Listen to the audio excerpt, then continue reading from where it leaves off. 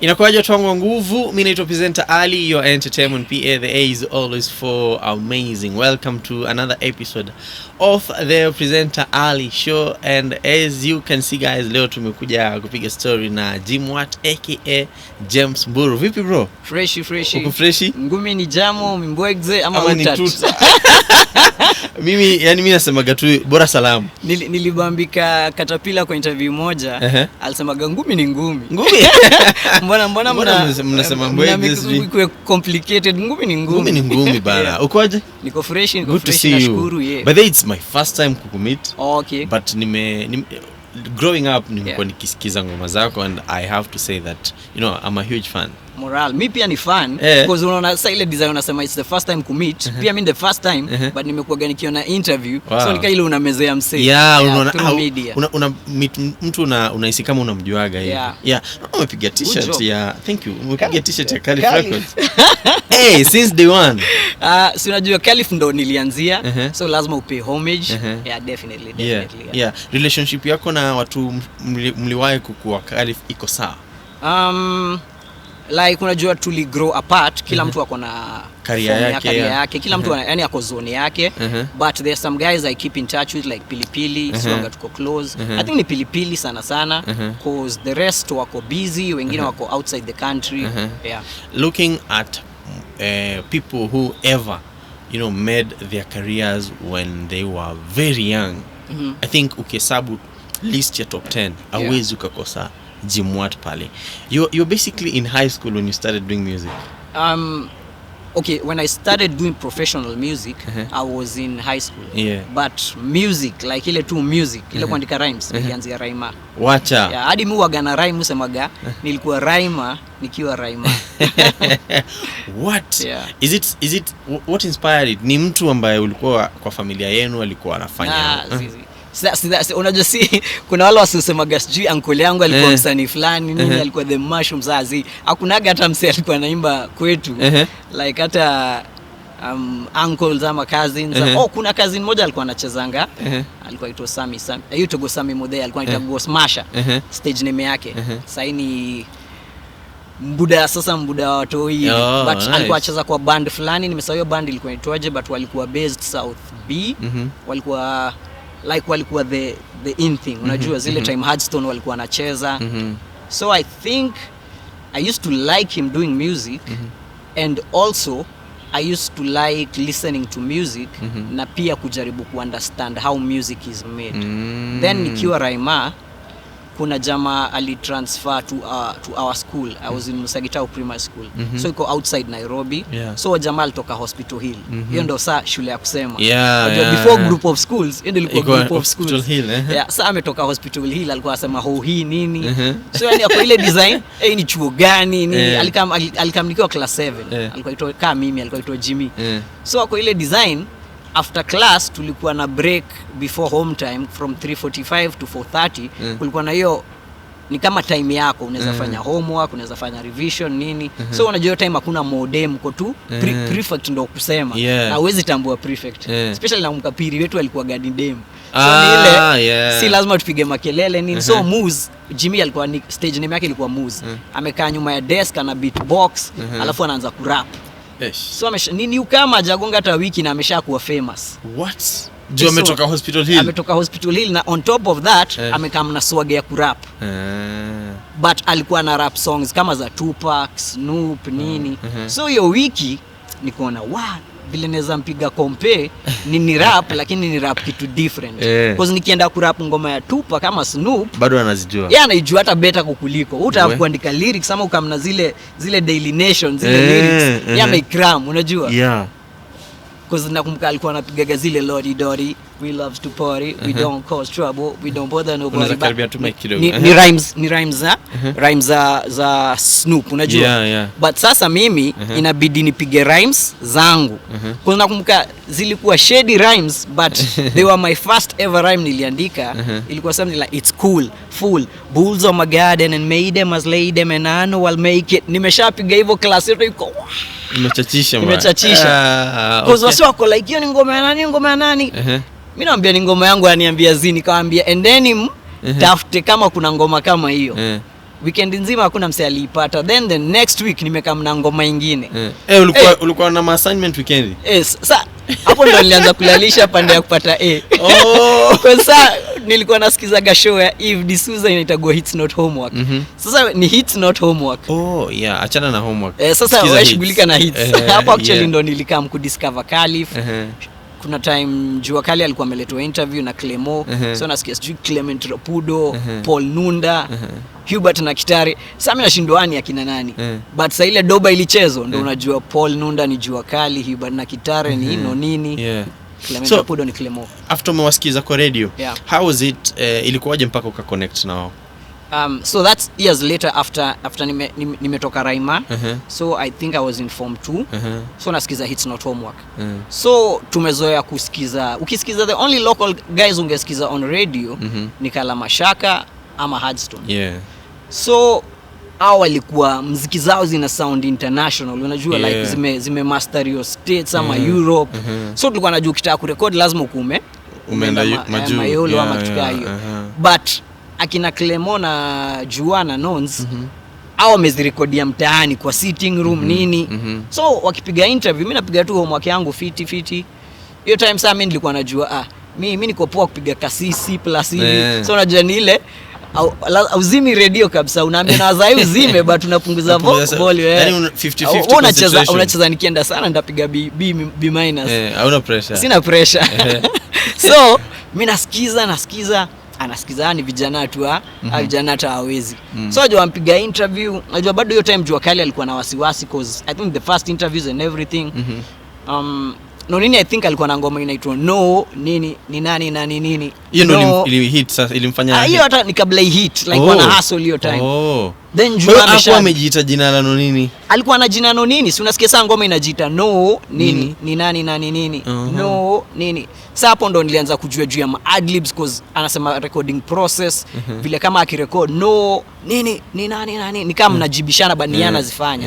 Jua Kali na yeye hiyo ndo time ali drop Ruka. So vile Eva ameicheza ako like ingo mimi wamesema wametoka California, so mimi kwa akili yangu najiambia California iko majuu. What? So kumbe ni California hapa Isili Pumwani. Cause nilikuwa nasikia hiyo production ina sound ni poa but ni something tunaweza achieve, unajua iko within limits za Kenya and everything. But nakumbuka Ruka ili go big, unajua like hizo vidole. Alafu sasa hiyo time hata lyrics hazikuwa chafu cause hiyo time ilikuwa funny actually. Jua kwa hiyo verse 3 or something yosemaga na kama uwezi ruka unaweza shoota. So mimi niko like anima gangster. Sasa ma shoot on radio, unajua. Sasa ni ma gangster. So kwa hiyo interview wamesema wanapeana merchandise kwa ule mse atajibu maswali kwa kupiga tenje. So time nikakimbia nikaomba mdhama simu nini, bado niko shule nikapiga na nikajibu hizo maswali cause nilisikiza hiyo interview kabisa vizuri hadi nikashinda merchandise.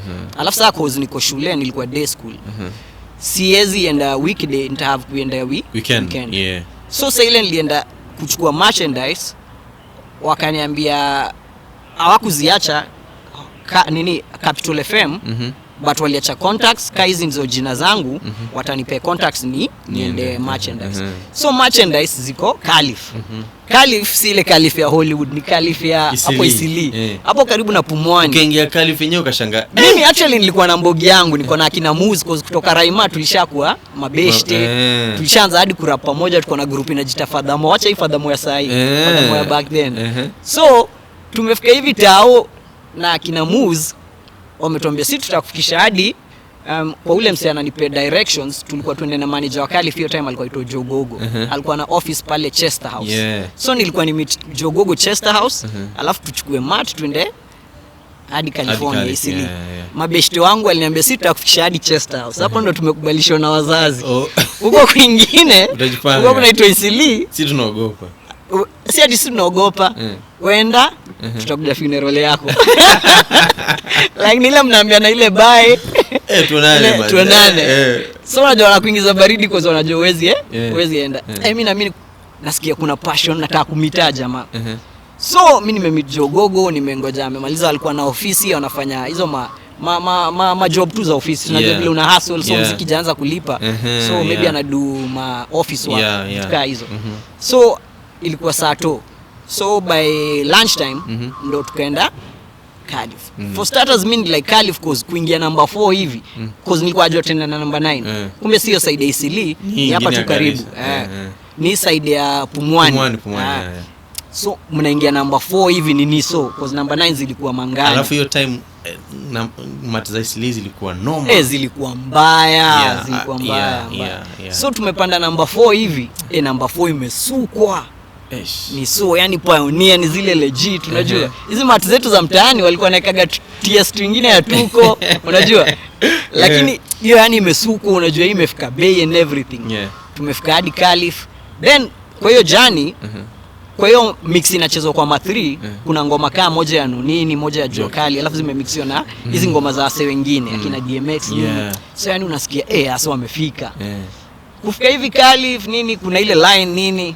Saki na Kilimo ameambia nimekujia merchandise nini, tumeshajua na Jogogo, nimeshamwambia actually nimeandika rhymes basi siwezi roga. Akaniambia au utawameet unaweza freestyle ama kitu kama hiyo. So mimi hata sina shughuli na hiyo. Unataka merchandise yako? Nataka merchandise yangu na nimeshukuru. Atensaja nimefika Isili na kuna hopes ndatoka. Unajua mabeshte wangu walishaniambia kwa heri. So ni ile mimi najua kumbe nimeshafika. So vile nilifika ndo ndangada tu safe. So nikapata merchandise. Asikupatia merchandise yote, nilipatiwa t-shirt. So nikaambia CD nitahave kungoja. Aso walikuwa mahasla, CD itabidi wachome. Wako na mashine ya kuprint kwa kitchen. So aje nili unangoja. So nimeshaona vile sample inakaa. So nimeambia tutakupatia kama hii. Sana na ni mali safi. Sasa hiyo nimeshaanza kupiga kwa kichwa. Hata nikisikiza mara kadhaa hivi naweza ipiga thao ka brown hivi.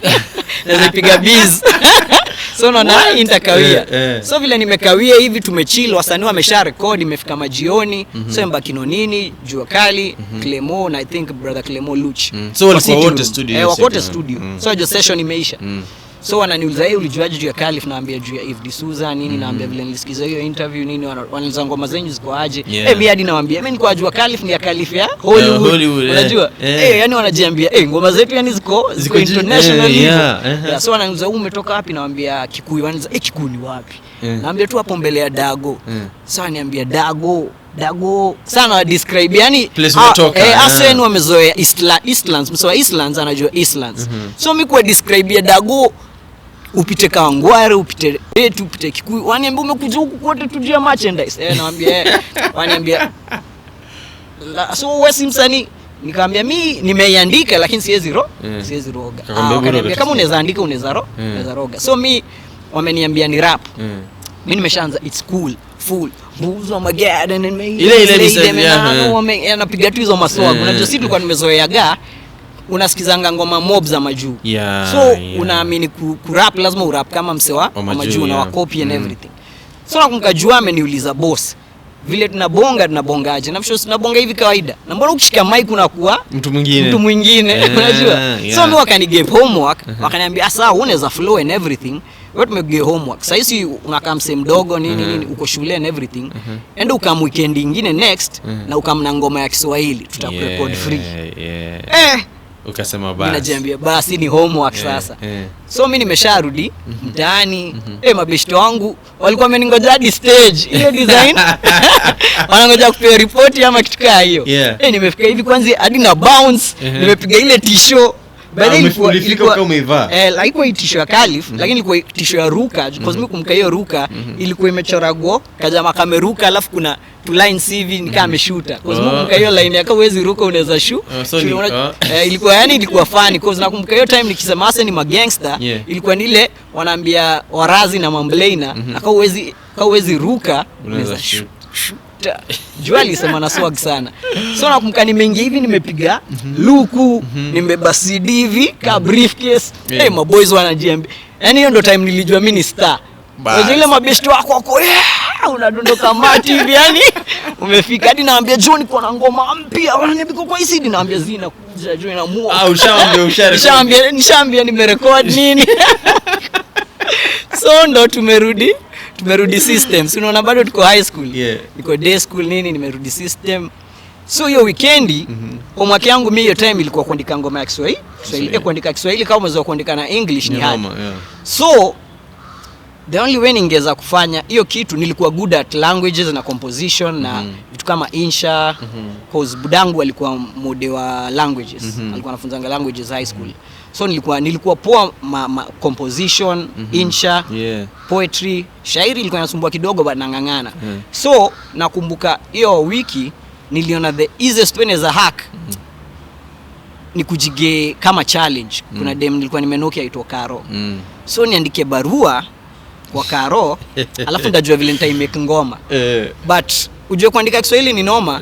By the time inafika ninajipata kalif. The only lyrics niko nazo ni ile letter niliandikia Karo. So hiyo ngoma actually tulirecord.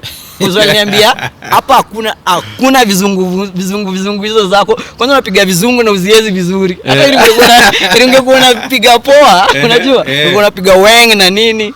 Hapa piga tu natural vile unabanja. So mimi nimeshaanguka pale na ile letter yangu. Haina hata chorus ama nini, unajua sijui kuandika muziki. Nishaanza sema nami sweetie, last time vile nilikusoro maze, mambo ikuwa fiti, lakini sana hisi bila weki ze nitachizi. Sijui kama nikuite jina tamu kanya mbizi au kaya bidi nikupe tamu shinda ndizi. Unaisoma tu letter. Mimi naisoma ka letter. Sasa mimi naangalia niangalia hivi, so mimi najiambia wapa nimechoma. Kumaliza hivi nasikia Clemo umerekodi kitu. Clemo kumbe alikuwa ananirecord nikisoma. So vile alirecord ndo ananiambia mbona una chorus? Mimi naambia mimi hata sijui hizo vitu zote. Mimi niliandika na Kiswahili. So hapo ndo akafanya ukarabati. Hiyo part nilianza sema nami sweetie ndo ililupiwa ikakuwa chorus. Alafu sasa nini akanifunza kuandika chorus. Because chorus inafaa kuwa na tune. So kuna rhymes nilikuwa nazo kila saa ninapokucheki bila we na hisi nitakreki. Akaniambia niziweke tune. So ndo nikapiga hiyo tune. Kila saa ninapokucheki na hisi bila we sister nitakreki. Kuchizi. Clemone ameshaikalia. Kadi Clemo mwenyewe aliye kama backup vocals. Hizo ma BGV na nini mimi sikuwa nazielewa. Like ukisikiza hiyo doba, uki search tu online sema nami sweetie, hadi iko kwa channel yangu Jimwat Edutainment, utapata like hiyo ngoma tulirecord kitambo na iwaganikaa one of my best songs. Cause ilikuwa gatu ni ile, unajua ile ni kama an experiment. So kusikia ati inachezwa on radio ilikuwa like a dream come true. Wow.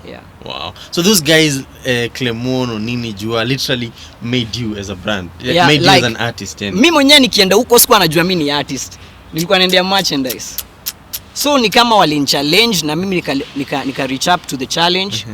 Then the good thing nilikuwa very humble.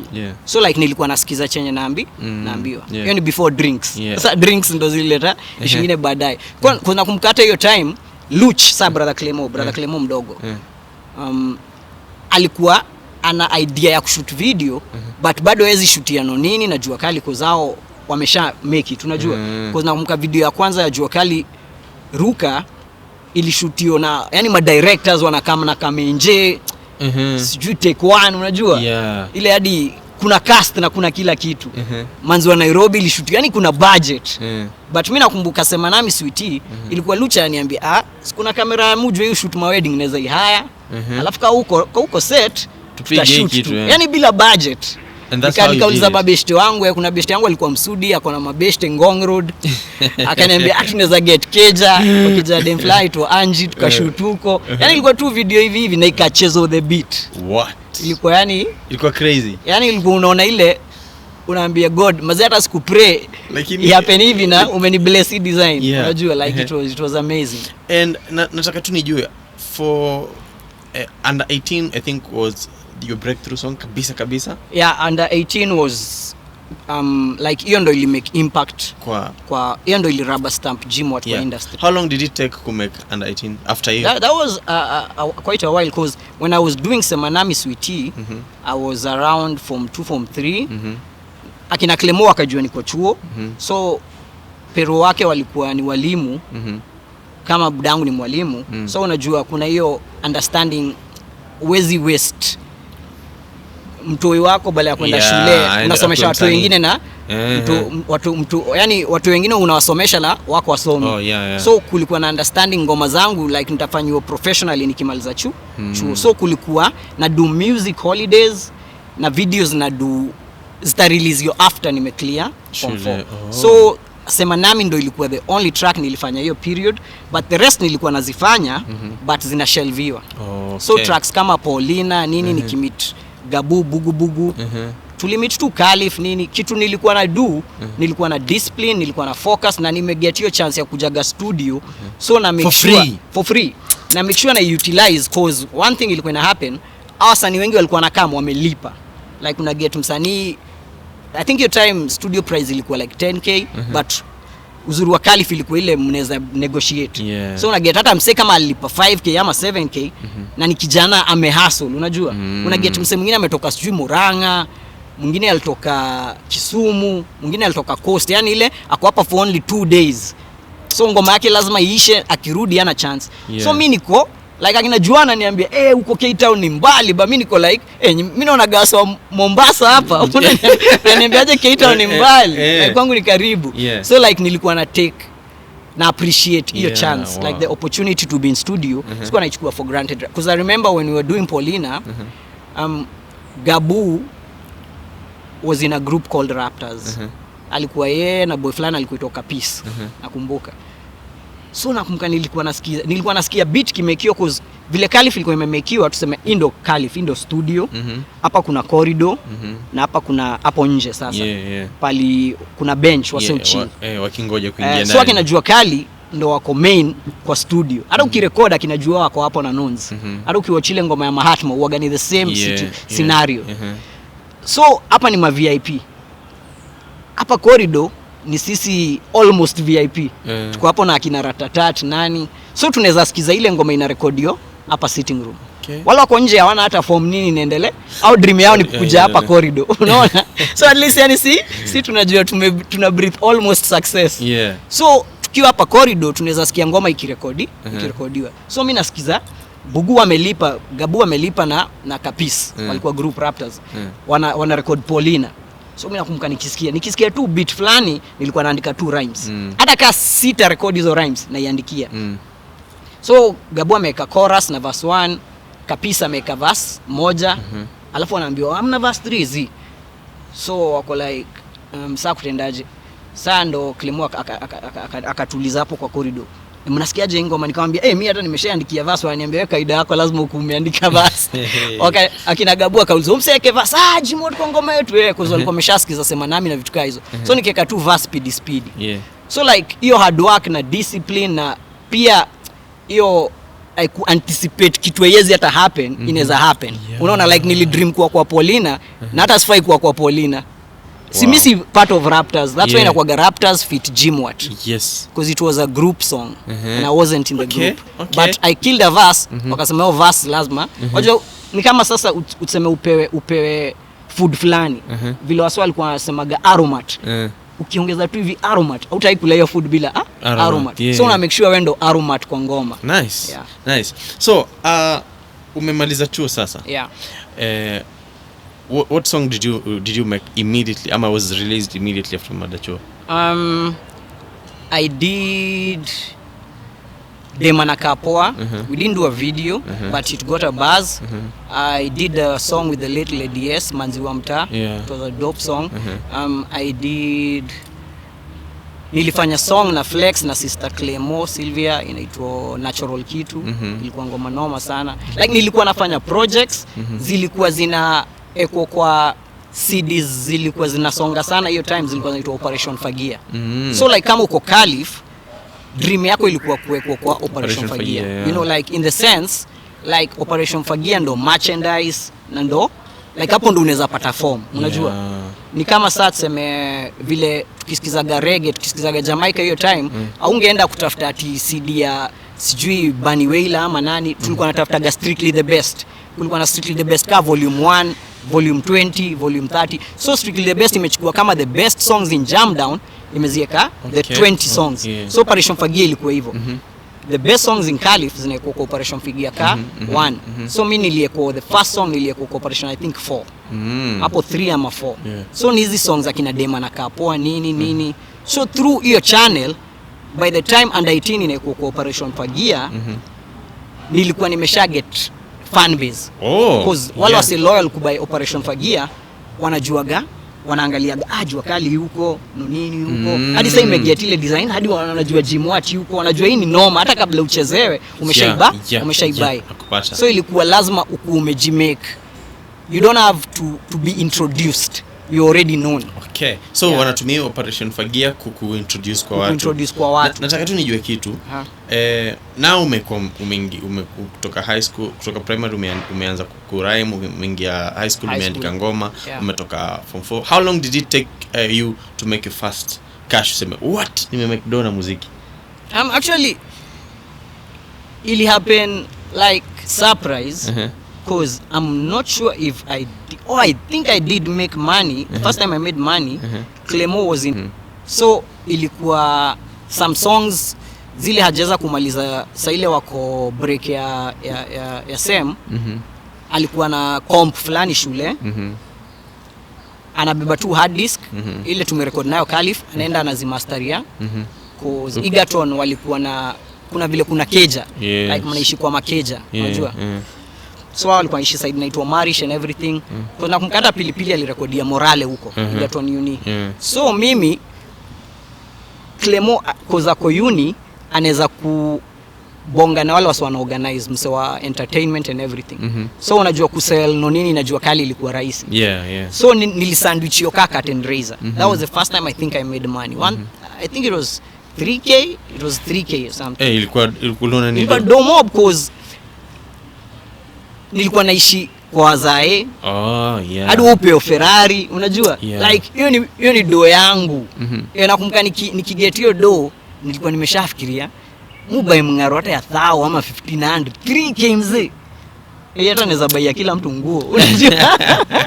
Sasa hiyo hata ndo unajiambia, hapa jo katimba, yani muonaga Madonda ndo alikuwa anavaa timba, unajua? Madonda wa Buru 58. Yani ndo ilikuwa kufika. So mi nilijiambia, yani ile za buy timba, ile timba number 1 because kuna ile timba tulikuwa najua Simbaland, yani zile haziko. Hizo ndo tunge afford. But sana za buy Timbaland. So like nilipata hiyo do hata kabla nitumie. I think nilikaa kama a month na hiyo do mattress account. Because ni ile design. Do ni mingi sana, unajua. But I remember that was the first time I earned. It was a show at Egerton University and condition ilikuwa I have to perform for 5 minutes. Unajua curtain raiser unafaa kuperform before time kidogo before the stars, the main act. So nilikuwa na curtain raiser either for nini au Jua Kali, I'm not sure. But condition ilikuwa lazima nikae kwa stage hiyo 5 minutes. Na unaona niko na tu song moja ile imetoka. Sema nami sweetie. So vile nimeshaanza kuiperform inaenda kuisha, si wasi wanangoja saa Jua Kali introduciwe. Nimeshapiga ile DJ pull up. Kwa sababu mimi najua nikikosa hapo 5 minutes ndio itatoka. So vile nimeanza pull up, kuna wale wasa wameanza hawajaanza kubuu but wameanza kuzoza, unajua? Atoka bana Jua Kali. So mimi nimeshaanza kufikiria hapo ndo I think nililearn kuperform. Cause nilianza kufocus on wale watu walikuwa na cheer, maybe Mapeng na wale watu wanataka kuona this new kid and everything. Cause sasa hiyo mimi ni curtain raiser, siwezi pia ile cordless mic na nini, nimepewa ile hadi ina cord. Sasa nimeenda nimevuta dem hivi cause ile mic ni fupi. Na mperformia mbele ya crowd. Sasa wanangoja kuona umse hata hajaingia kampuni za pigia mistari kwa dem. Dem wa kampo. So nimeshaambia DJ, unajua nimeshaambia DJ pull up mara mingi hadi ameshachoka. Anangoja mimi nitoke ndo either nini ama Jua Kali aingie. Mimi nimeshaanza hivyo akapela. Sijukani kupita jina tamu kanya mbizi au kaya bidi nikupe tamu shinda ndizi ndo kupe nimepiga ma rhymes udem yuko like ana blush wasoko like yani nilikilio show hadi I think Lemata aliongezwa more than hiyo 3k nilikuwa nifani pewe because nilichachisha. So kutoka hapo ndo wako na ujamani za perform. That's after that show ndo walifikiria tunaweza mlaunch in public vizuri. Because kulikuwa na a lot of mathematics involved in where kulaunchiwa kwa star. Yeah. So kumbe nilikuwa na need kudu vitu kama hizo ndo pia company put confidence in me. Sasa hiyo ndo walini package na under 18. Okay. Yeah. At what point ilifika ukaka chini ukajua what, now I'm famous, kumekuwa kubaya sasa, mimi sasa hii ni star? I think more like the simple things. Like even before ifike, like Nikki perform, the first time Nikki perform under 18, it was big. It was very big. Because we released that song, let's say on Wednesday, took it to radio stations and TV stations. DJ Pinye played it on the beat the same day to lead drop. So nakumbuka alicheza Wednesday, Thursday, Friday. On Saturday nikaitwa show ya Insider. Nilikuwa nimeshaanza kuwork na Insider. But ilikuwa zile shows za machuo. Sikuwa na kama the main show kama ile kwa Carnival. So hiyo ndio ilikuwa the first time niliitwa show ya Carnival. Nakumbuka nikiperform under 18 that time nimego from 3k ongeza 0 hapo to 30k. Wow. And that time hata sikuwa na issue na hiyo do because nilikuwa very naive bado. Nilikuwa ile design hata sitaweza kupiga hii show, unajua? Because unajua tuseme nikiperform Egerton ilikuwa ni show ya Campo. Si eti wasio wamelipa kukuja. But hapa kaniwa sio wamelipa na ni kama Panchula na ni them days. Then hata uitu ati kaka Tendraiser unaitwa maybe after sijui Logombas, unajua? What? Like so wamesha kill show, wanangoja ufanye nini show? Logombas wamesha kill show. Wakiniita next mimi nitafanya nini? Umesha uko na butterflies, unajua? So mimi nimepanda hivi stage vile MC ameniintroduce ampiga ile kumbe ni crowd shawika under 18 na song imechezwa for only 4 days. Wow. So mimi nakwambia nilipanda hivi stage automatically. Mimi nilikuwa ganaanza na acapella. Si unani like na mimi nakulike. So tuna crowd yote. Confidence ndo hiyo. Wow. Show nika kill. So that's how that was like the first time nilikuwa nafaa ku internalize I'm famous. But ile time nili internalize I'm famous was when I went to a club to party. I wasn't big that time after Semanami Sweetie. Nimeshachezwa kwa TV. I'm still in high school. I think ilikuwa nimeshamaliza high school. Kulikuwa na kitu ilikuwa ito Livers Bash ya form kimaliza chuo kuna Livers Bash. Kwa nakumbuka hata tuliruka fence kuingia hiyo club West. Ilikuwa pali West. Yaani tuna hata do ya entrance. So ni ile best yako anakama anakuambia atakuguzisha hivi rubber stamp uko ndani. Tulikuwa na hizo form. So mimi niko ndani au madam waniangalia hivi wako like he's the guy, wako like he's not the guy because unajua wameshaona sema nami siti kwa TV. So dem mmoja ana insist he's not the guy, ako like no I saw these guys waliruka fence, unajua haiwezi kuwa star. So mimi ama dem kuinsist ni mimi ikabaki ni mimi hadi DJ akaniita stage. Yaani mabishto wangu ananiambia mzee na tuliruka fence na ulipo because niliguza tu hivi mic nipiga sema nami sweetie nini. Unajua ile impromptu imebambisha. So DJ anakuambia was that the first time ulionja pombe? Na mimi nilionja pombe kitambo. I think nilionja pombe nikiwa class 7 ama kitu kama hiyo. What? No tulikuwa wase tuna experiment. Unajua acha nikwambie ile kitu ilikuwa ina happen kwa era zetu. Like tuseme kwa family gatherings, tuseme like kuna ile Christmas party ama end of year party or something. Kulikuwa na ile soda ya wazee. Like tulikuwa najua wakiwa makreti hapo tulikuwa na chinjaga ocha nini au wako na kreti zao and everything. So si tunafurahia kubai hiyo mafanta manini. So kuna time walitupaga walikuwa naeka hizo ma drinks waliangushaga sachets, walikuwa watumia sachets. Sachets use Bond 7 ama Smirnoff ama whatever. Sikumbuki hata ilikuwa kitambo ilikuwa mpienga. So si tukipita hivi tuko na sachet haijatumika. Sijana nilifikiriaje nikaichukua hivi. Tukaenda na kazo yangu pahali nikamwambia tutesti kitu. So akapiga kwanza akakata akatest akasema ni kali. Mimi nikatest nikasikia ni kali but nililike hiyo buzz. I tasted but sikushughulika nayo tena. But around form 2 I used to hang out with guys who are older than me. Because unaona nimeshaanza kurap so weekends na need kwenda place muziki itachezwa. Like so nikienda kupeleka ngoma kwa club, kuna club nilikuwa naenda mtaani ilikuwa inaitwa Destiny. Nikienda ikichezwa na chilivi na mabeshte wako job hiyo time, mimi niko chuo and everything. Wananiambia acha tukubaie soda, nilikuwa napiga crest, so mimi napiga crest yangu nini hivi. So I think siku moja sijui nilijibaia ama nilibaiwa, na nilibaia Guinness or something. Nikapiga, hiyo ndo time nilianza. Wow. Like around form 2 hapo. Yeah. And at what point did you feel like easy drugs, easy pombe mazena fani ache imekuwa too much? Waje kusema easy drugs, waje drug inakaga kitu complicated. Inakaga msee amekaa hivi ana give up on life, anajidunga anajidunga mazee. But simple thing vile umesema, like hata pombe ukifanya bila moderation ama bila limit, that's alcoholism. So by the time I was being an alcoholic, huwezi kuwa tu alcoholic overnight. It has to take time, because alcoholic ni mtu anajua ina mess up, anataka kuquit, but it's a struggle, unajua. He's addicted. Yeah. Because most guys won't accept they're addicted, but how rehabs work is ukitoa msee kwa places alcohol iko, ndo ata notice yeye ni addict, because unajua ata go through withdrawal, and ata need medication hizo. Unajua ile unasikia ukweli kabisa, sitaki pombe lakini naihitaji. Unajua like una shake and stuff. So by the time it was fika in those points, ilikuwa ile time I can't function without using. Wow. Like kama na need kwenda studio lazima upige. Kwa mind si lazima, but hiyo nichangamsha. Okay. Unajua?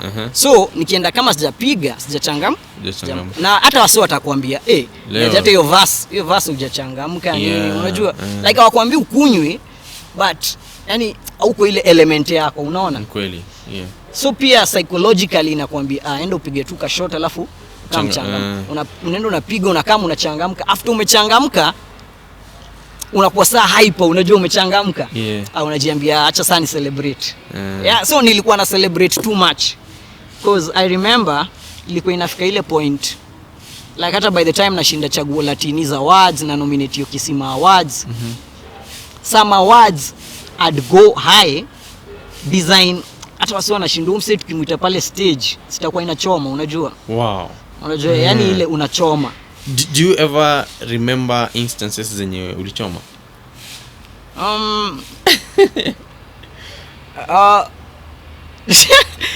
Neza kumbuka show tulipiga Mamba discotheque in Mombasa. Nilikuwa almost na saga, nikatolewa stage, and ndo mkumbuka Paulina sana. Bugu aliendelea kuperform hadi line zangu, because the promoters wali notice this guy is high. And what ilikuwa inani help, which was either good or bad, most fans knew my songs and my lines. So like nikiimba kama Paulina, napiga ile Paulina, like wase wanajibu. Nikikuona tu roho yangu hugonga bam chigicha jua ujui vile wao ni changa wana sing along. So hata nikisahau lines hawezi shikanisha cause wako hyper. But kwa hiyo show specifically kuna swali notice. So ikabaki chezeni vile umse atatolewa, Gabu amalize hii show. Na management ilitaka kusaidia? No, unajua kama it's a business. So mlisha achieve chenye mlikuwa mnataka as the promoters, kujaza event. Ticket sales are good, beer sales are good, and after me akina Gabu sasa ile wamekaa baadaye waniambia show imekuwa kali, ni unajua wali represent for me.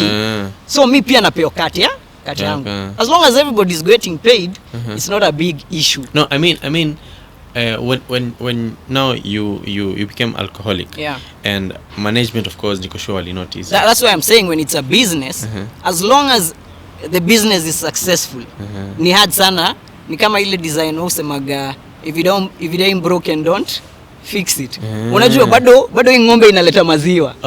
So mbona mwanzo kushughulika? So you never had that conversation ya I'm struggling with actually when I had to have that conversation, it was when I was with like waso familia, wamekwambia uta have kocha kuishi peke yako, we're worried about you, you need to come back home and everything.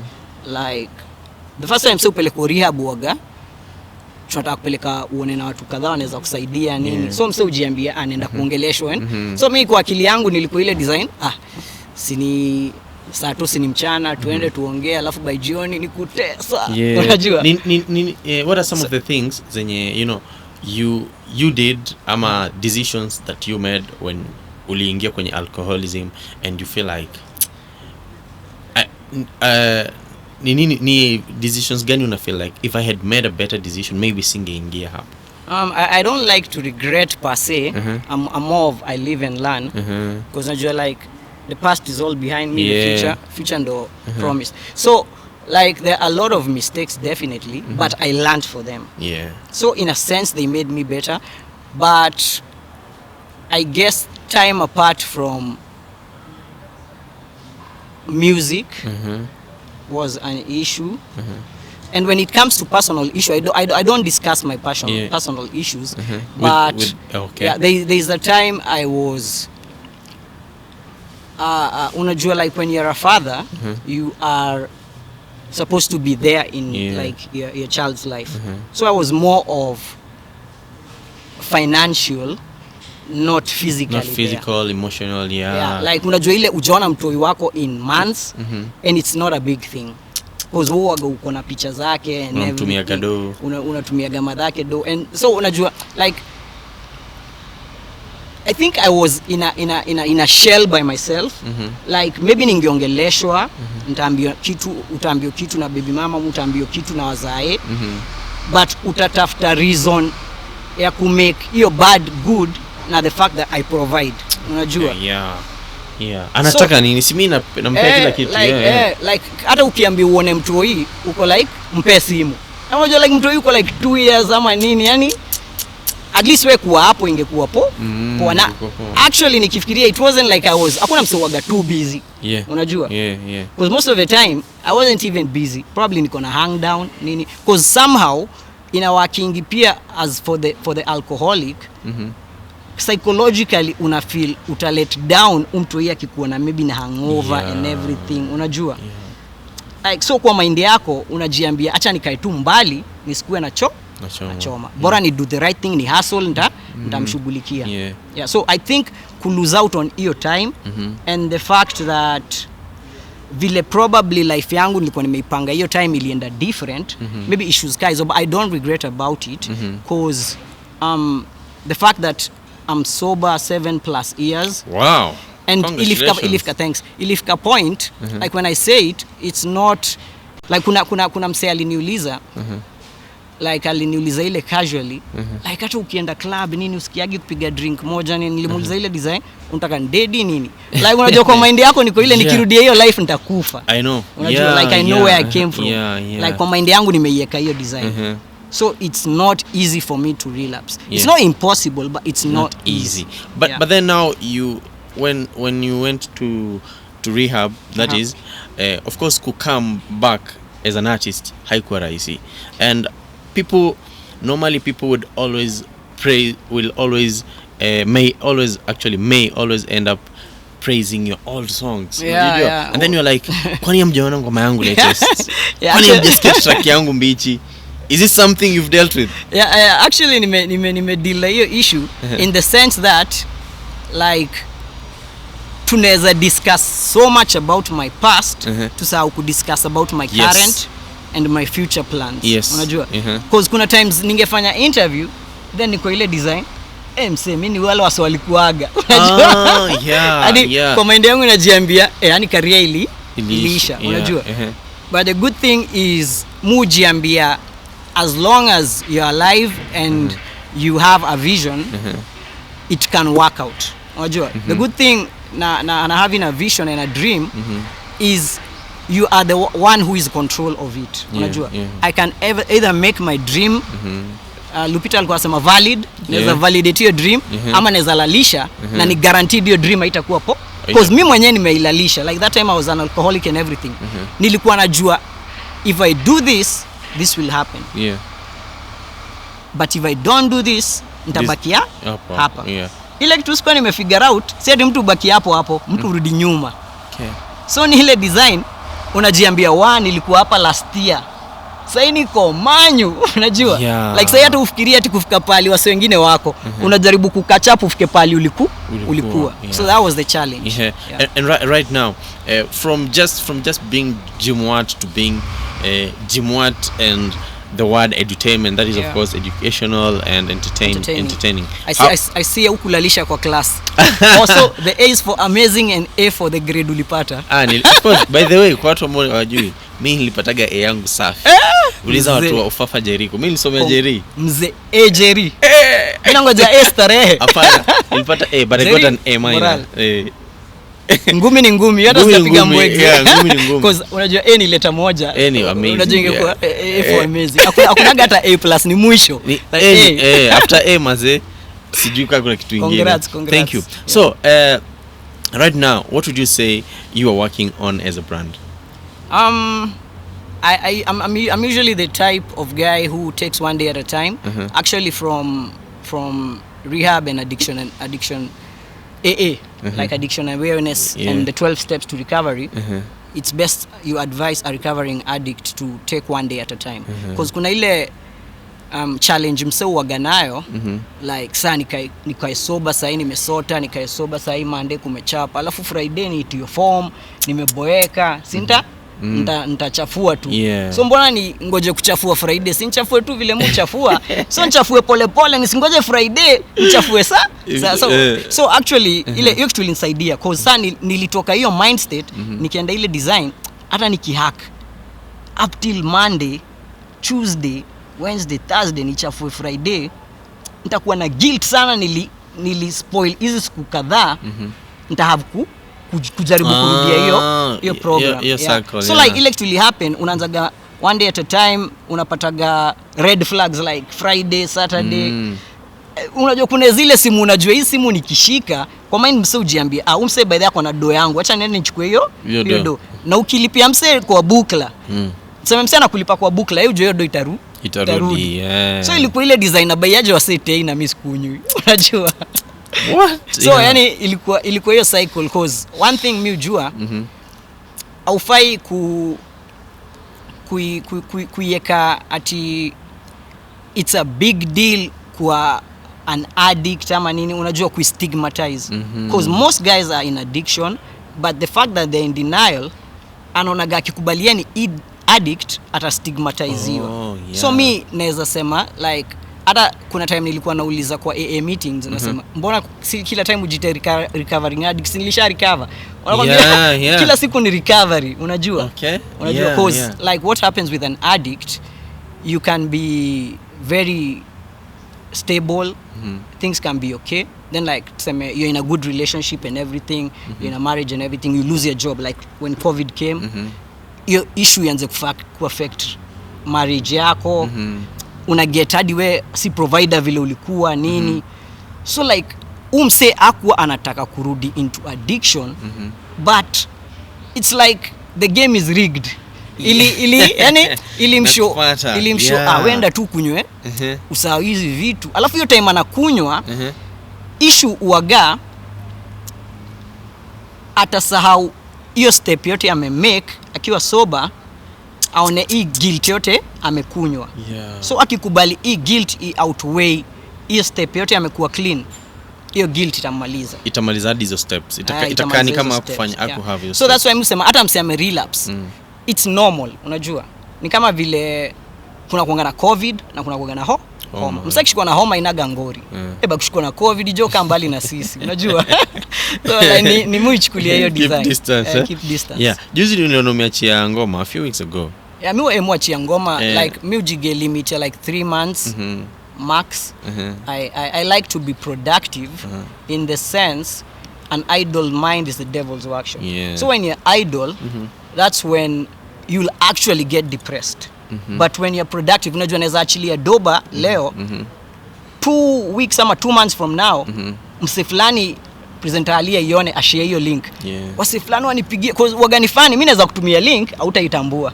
But wewe ukitumia mse fulani link imeweza. So kuna times nimeona hiyo ripple effect like nilidu job fulani then like a few months from now imepanda. So I don't look ile design ya views ama the current trend ama nini. I look at this the design, how long has it been since I did a track.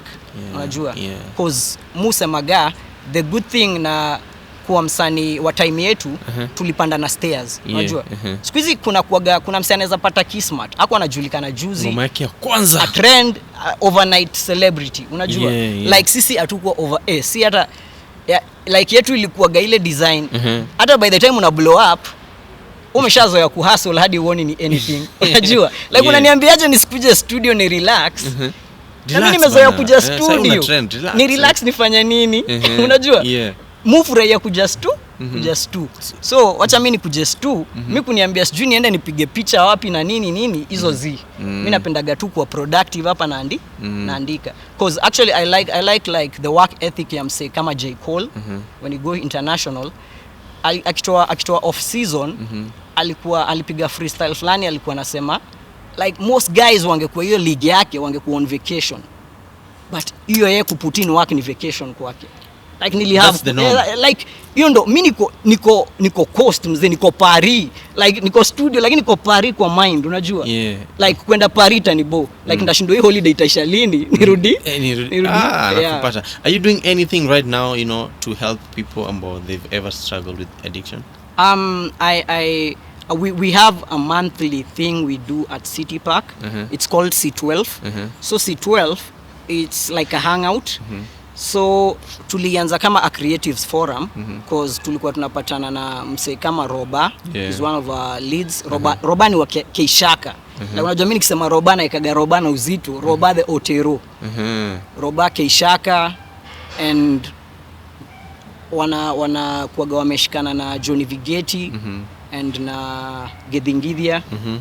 That's like hao ni mentors wangu like everybody who does not just music everybody who does music not just rap at a certain genre of music anybody who does music in Sheng have to pay homage to Keishaka because Keishaka what they did sawa tunaweza sema rapping in Swahili inaweza kwa ilianzia Coast ama ilianzia TZ but Sheng kufika kwa boardroom not just in Nairobi Sheng kutoka kwa ghetto kufika ina discussiwa na board ya Royal Media ama kudiscussiwa na Nation Media Group. Unajua like kufika point Billboard inaweza ekwa in Sheng nimeomoka like hao ndo alianzisha hizo steps because for them I have had their personal stories like hata hao kupata they had a radio show ilikuwa itwa Wakilisha on NTV. A lot of guys wako corporate world walikuwa na fight ile design ini lugha gani like we know our market, we know our crowd like ama fans mnaleta they don't even have buying power. Unajua because unajua hao wako tu freestyle Wakilisha Keishaka nini unajua alafu sasa si yani mtaani tumeifeel hadi like sasa wakisema asaijo unaweza cheza na Dokre ya Safcom nini kwa chua kabambambao sasa umeshaanza kufikiria John need kabambambao yani wako na hiyo impact wako like wanaweza public placement. Unajua kuna wase kwa media waliona hiyo weight unaona which is happening now the guys in Gengeton wanaweza kuwa wamedharauliwa but company fulani wachukue wa endorse na hiyo sales imereturn because it's all about the numbers. Unajua hata sasa hii tukifika point wa politics wana deal na mathematics women lie men lie lakini numbers don't lie.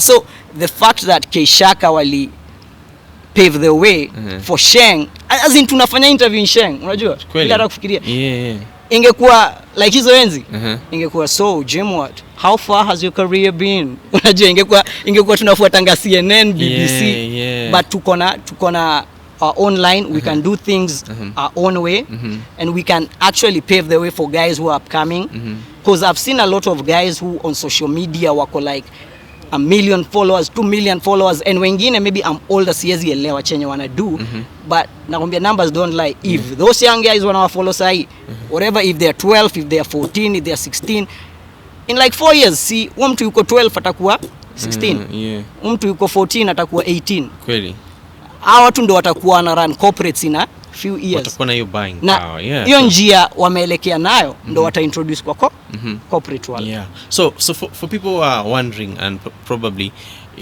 of course you've said kwamba unaachia ngoma, you make sure unaachia ngoma after every 3 months. Kwa hivyo kwa watu ambao walikuwa wanafikiria Jimwat aliacha kuimba, wajue Jimwat bado.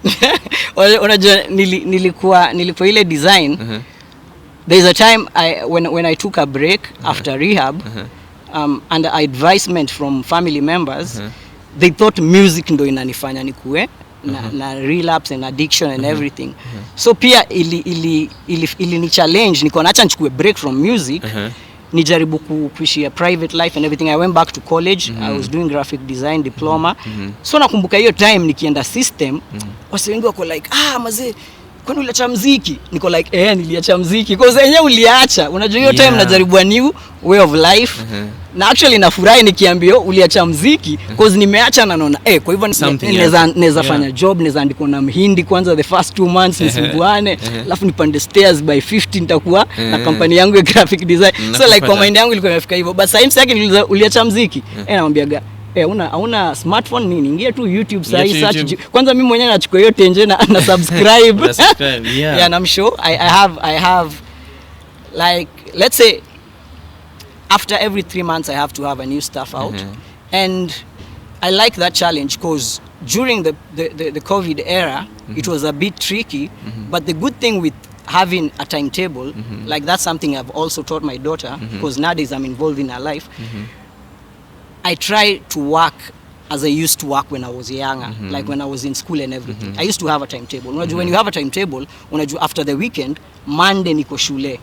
So lazima hii homework nikuwe nimemaliza by Sunday. By Sunday jioni, cause Monday ikifika 7, Mr. Kamau ama Mrs. Opondi ataninyorosha kama sijamaliza homework. Unajua like uko na deadline. Actually deadline is a good thing. So like when you have a deadline, unaweza kuulalisha but uta have pull up your socks. Nimekupata. So like that's what I like to do, because during COVID I noticed there are guys who are relaxing. Ni COVID mzee, hakuna mzee anafanya job. Corona ishi. But kuna watu wana put in work, unajua.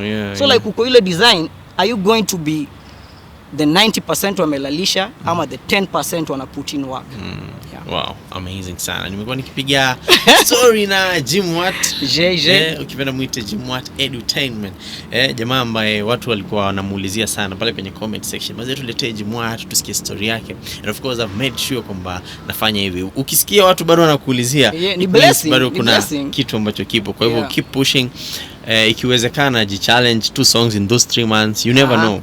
Unajua saa vile unasemaga A for amazing. Mimi najua presenter A for A, ile grade unajua.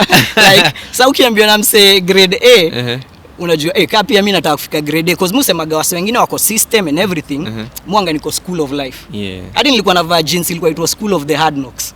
Unajua cause huku life waga inakunyorosha. Unajua but msemaga kitu moja, ukipigwa mangumi na life na ukae kwa ile kona yako uwezi tupa ngumi, utabaki ulishindwa.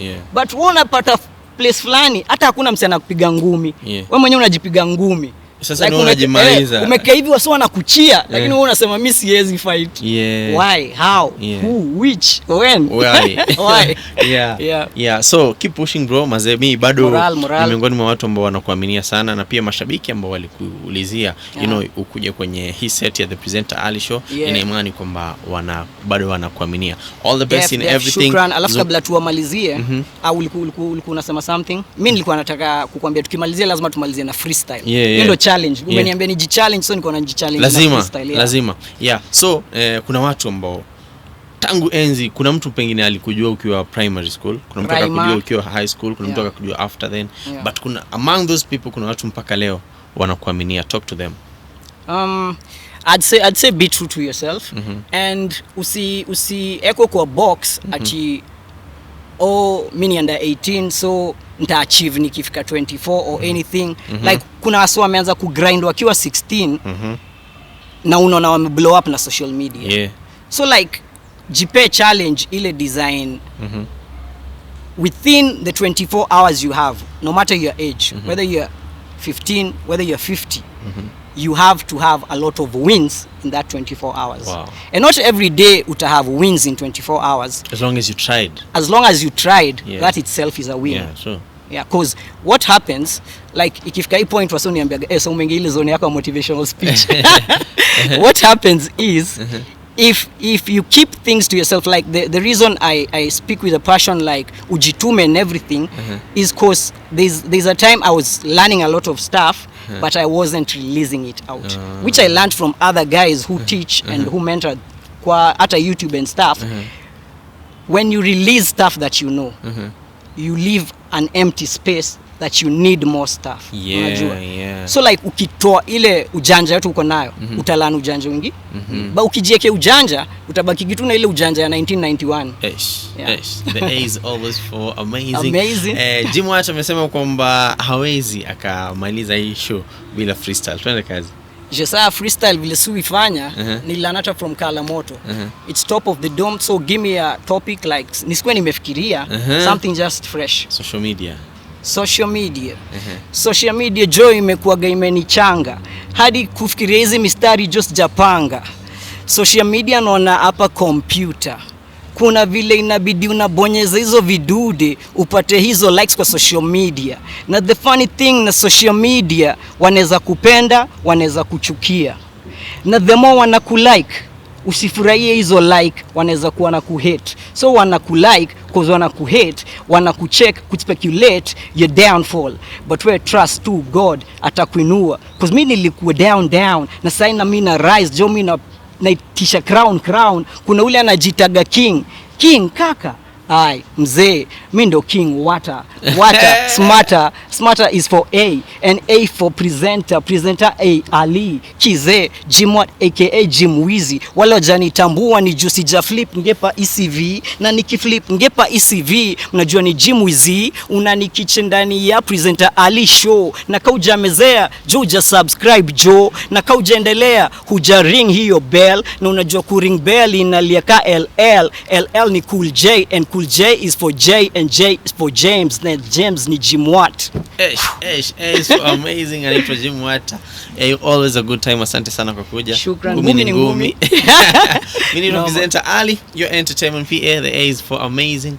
Behind the camera mechill mwanangu nguvu anaitwa director captain. Siku zote ukitaka kufanikiwa usipende kusifiwa. I'll see you guys in the next episode.